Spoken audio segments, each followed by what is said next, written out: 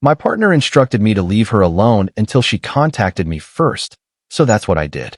Now she's appearing at my office accusing me of being controlling. I'm looking for some insight here because I'm truly unsure if my approach is reasonable or if I've totally missed the mark. My girlfriend Celia and I had been dating for roughly 9 months. The initial 4 months were amazing. She was caring, constantly sending good morning texts, sharing random items that made her think of me, video calling me in the evenings simply to chat about everyday things. I felt valued, like I was important to somebody who genuinely enjoyed my company. Then around the 5th month, things began to change. It was subtle at first. She started replying to messages much later. When I proposed meeting up, she'd claim she was occupied but never suggested other times. I assumed she was overwhelmed by her job or required some distance, so I gave her room.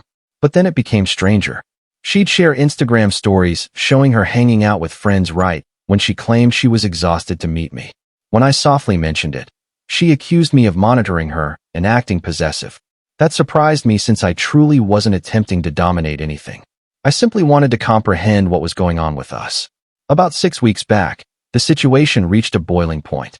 I'd inquired if she fancied dinner on Friday, and she went 2 full days without replying.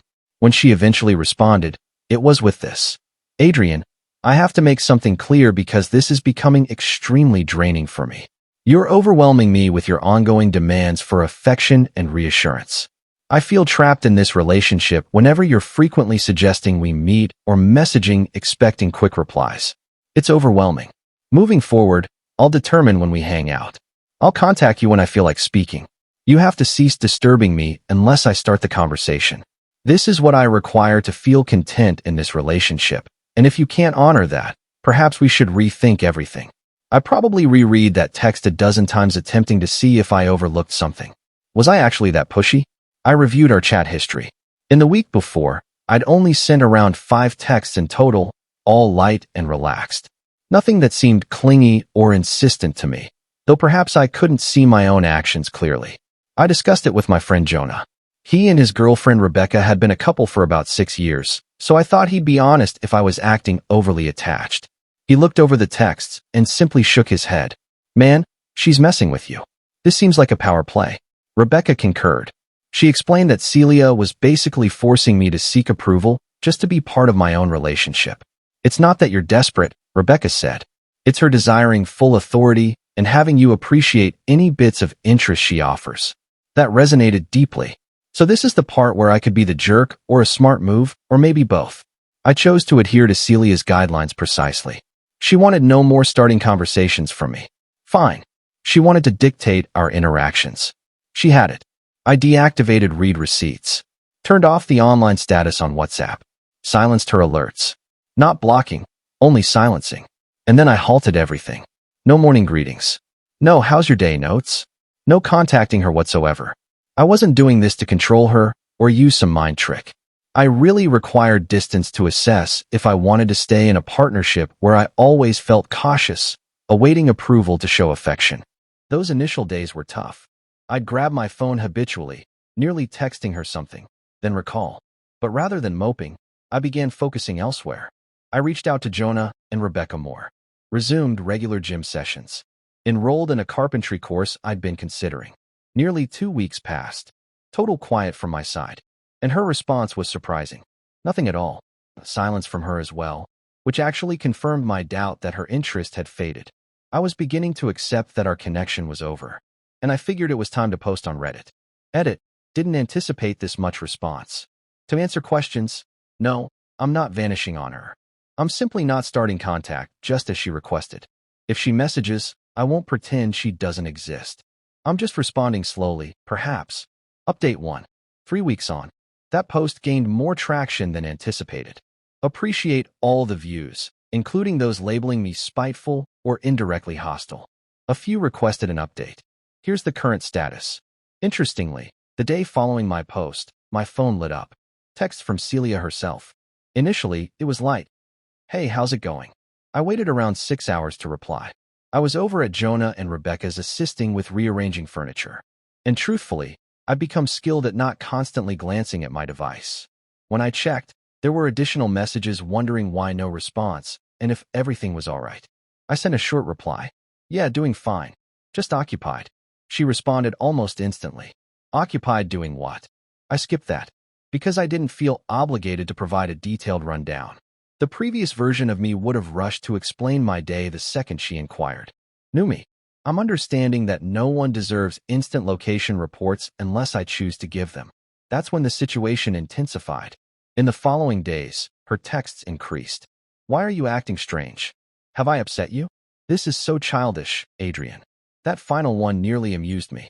The very person who claimed I was smothering her by wanting to meet weekly was now deeming me childish for complying with her wishes. But what truly stood out was this. I no longer felt rage. Not even pain. Just neutrality. That unsettled me somewhat, as it showed how detached I'd grown without acknowledging it fully. Jonah and Rebecca invited me for a meal last week. Rebecca inquired about my coping, and I admitted I felt freer, as if a burden of always questioning my actions, if I was excessive or insufficient, had lifted. And that burden had vanished. That's not how affection should feel, Rebecca noted. She was correct. Near the 2-week point, Celia began phoning, not just texting, real calls. Seeing her name appear brought a strange blend of interest and fatigue. I picked up one, mostly since I thought dialogue was necessary eventually. Where have you disappeared to? She asked abruptly, no greeting. I mentioned work was hectic, spending time with pals. You're seriously pretending all is normal, like you haven't been totally blanking me. You instructed me not to disturb you unless you initiated, I calmly pointed out. That's precisely what I'm doing. A lengthy silence followed. Then she became protective. I didn't intend for you to vanish entirely. You're interpreting it too strictly. You realize that's not my intent. But she had intended it exactly that way. We both understood. She'd meant it fully in that text. She simply hadn't anticipated I'd truly honor her limits, or that honoring them would lead me to create a routine not centered on awaiting her okay. I'm unsure what response you're seeking, Celia. You established the rules. I'm abiding by them. She shifted approaches. But I long for you. Don't you long for me? Truthfully. No, not much. I longed for the early months version of her, but that seemed vanished. What I didn't long for was the ongoing worry, the self-doubt, the sense of being moments from overstepping. I mentioned needing additional time to reflect. She disliked that, so she disregarded it. Calls arrived at odder hours. Late evenings, occasionally after midnight. I ignored those. Switched my phone to Do Not Disturb. Then voicemails began, some sorry, some blaming, some confused rants about the confusion. The day before, Jonah messaged me. Hey, Celia contacted Rebecca wondering if you're alright, claiming concern over a possible accident since you're behaving differently. Rebecca informed her you're okay and suggested she respect your space if she truly cares. I valued that, yet it highlighted the escalation. I'm not toying here. I truly distanced myself to determine my desires. And I'm finding I seek a partnership without feeling like I'm perpetually trying out for the boyfriend position. Where showing care doesn't require approval, where I miss you is genuine emotion between people who like each other's presence. The twist amuses me that once I ceased pursuing, she began chasing. But I don't desire someone who values me only upon fearing loss. That's not affection. That's possession. Several commenters previously advised cleanly ending it. Likely correct. I've delayed that talk since part of me hoped for her sudden understanding. For a moment of clarity where she acknowledges her actions and we restart. But that's unrealistic, right? Individuals don't transform fundamentally from lack of replies. I'm extending this pointlessly. I must have a direct discussion and conclude it properly instead of lingering in uncertainty. Edit. To those inquiring, no, we didn't share a home. Separate apartments, which simplified matters. Update 2. The workplace event. I truly hoped no more updates needed, but events have derailed completely. Firstly, regarding prior comments. Many urged quickly terminating instead of prolonging. You were spot on, and I intended to this weekend. Plan the discussion thoroughly, propose neutral public spot, etc. Celia preempted it, in a way. Yesterday, Thursday, I was in a team meeting discussing deadlines. Phone silenced in my bag. Session extended to 2 hours. Upon checking around 2:30, 11 missed calls from Celia plus escalating anxious texts. Started casually. Hey, can we speak? Then, Adrian, please, need to speak. Increasingly pressing, this matters. No answer? I'm frightened now. All right, if no reply, I'll locate you. Last at 2:15. I thought, No way she meant that, surely? Then Kelly from front desk approached. Adrian, visitor for you. Claims urgency. My heart sank. I went to reception.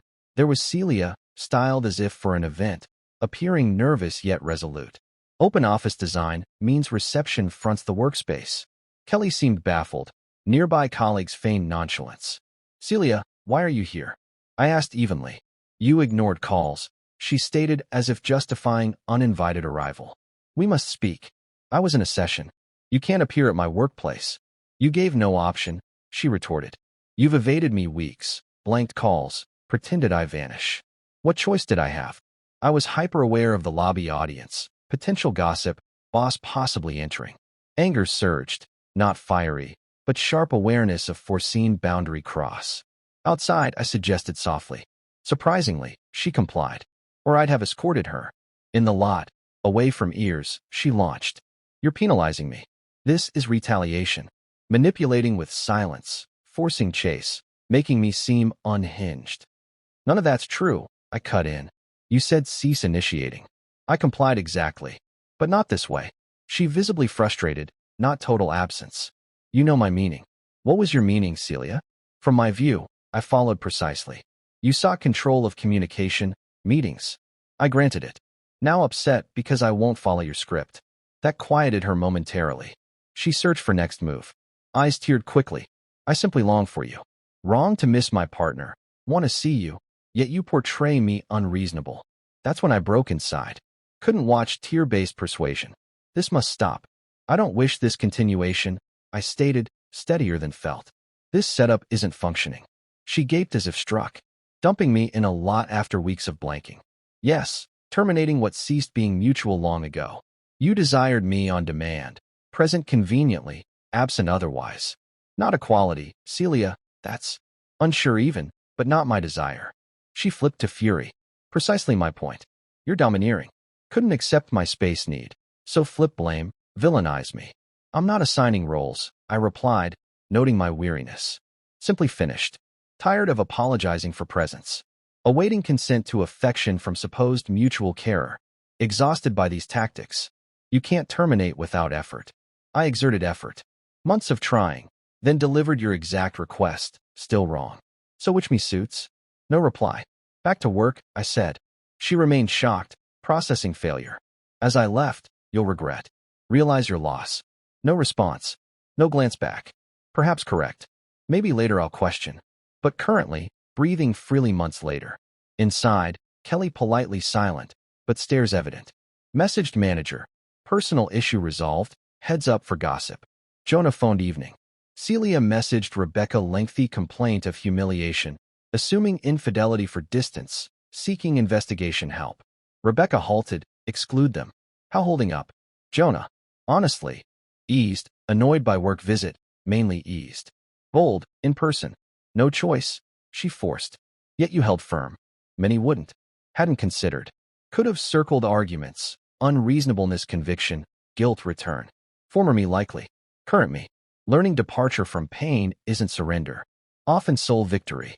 Edit. Thanks support. Yes. Alerting HR morning for record if further issues. Comment suggestions wise. Self-protection. Not concerned apartment visit. Secured building. No key given. But thanks. Final update. 3 months on. Hoping last on this.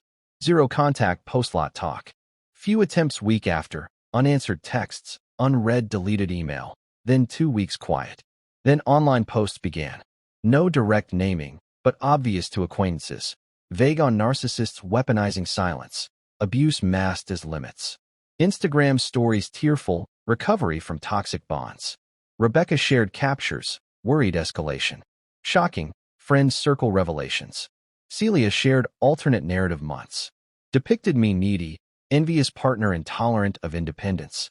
Rebecca challenged inconsistencies. Celia insisted my manipulation swayed them. Discussion heated. Celia shocked they'd prioritize man over sisterhood, claiming friendship enables abuse. Rebecca noted Celia's explicit no-contact demand and anger at compliance. Response: he should have known otherwise. No longer speak to her. My choice unsolicited, they decided post-ultimatum. 6 weeks post-split, mutual friend mentioned Celia's new date, bar meet. Friend awkward, expecting upset. None. Mostly pity for him. Recently learned quick end. Similar cycle, initial intensity, abrupt chill, controlling accusation on inquiry. He terminated 3 weeks. Celia claimed him unstable, lucky escape. Then dawned, not personal. Her pattern, her nature. Grateful early exit, spared years self-blame. Enough her. Truly important.